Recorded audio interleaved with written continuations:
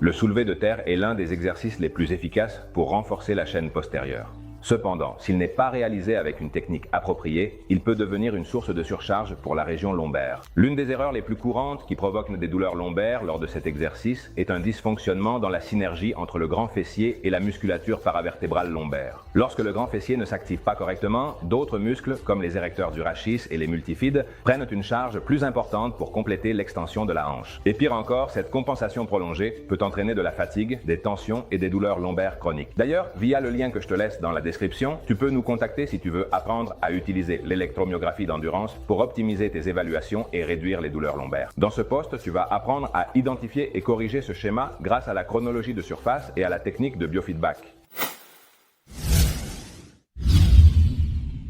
Nous allons voir comment évaluer la synergie entre le grand fessier et les muscles paravertébraux. D'abord, une analyse visuelle du mouvement. Tu vas observer si le patient utilise une technique à prédominance lombaire avec trop de flexion ou d'extension du dos. Un schéma courant chez les personnes souffrant de douleurs consiste à soulever la charge en fléchissant davantage le dos qu'en étendant la hanche. Deuxièmement, tu vas évaluer à l'aide de l'électromyographie de surface. Tu vas mesurer l'activation du grand fessier et des muscles paravertébraux, l'érecteur du rachis et les multifides pendant l'exécution du soulevé de terre. La synergie attendue pour obtenir un schéma efficace est que le grand fessier s'active autant que les muscles lombaires. Nous allons le voir à travers un exemple réel d'un patient souffrant de douleurs lombaires. Regarde les résultats.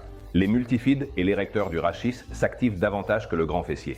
Ce schéma révèle une suractivation de la musculature lombaire qui compense le manque de participation du grand fessier. Cela entraîne une plus grande charge sur la région lombaire et augmente la probabilité de douleur. Voyons maintenant comment rééduquer le schéma musculaire, comment augmenter l'activation du grand fessier. La clé réside dans la rééducation de la synergie neuromusculaire, en augmentant notamment la participation active du grand fessier. Et une stratégie très utile consiste à utiliser le biofeedback par électromyographie. Regarde, ici nous avons le cas clinique où en appliquant le biofeedback visuel et verbal pendant l'exercice, le patient parvient à ajuster son schéma moteur. Le résultat après la rééducation est que le grand fessier s'active désormais autant que les multifides et l'érecteur du rachis.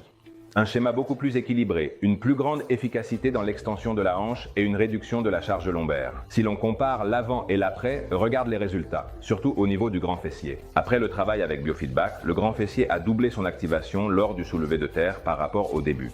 Une synergie musculaire plus efficace et plus sûre pour la région lombaire a été rétablie.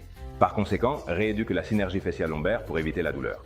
L'une des clés du succès lors du soulevé de terre réside dans le fait de s'assurer que le grand fessier fonctionne comme moteur principal et que la musculature lombaire n'assume qu'un rôle de stabilisation. L'électromyographie de surface te permet de détecter les dialogues musculaires, de mesurer l'activation réelle de chaque muscle pendant le mouvement et d'appliquer le biofeedback pour rééduquer le schéma moteur de manière objective et efficace. On se retrouve dans le prochain post.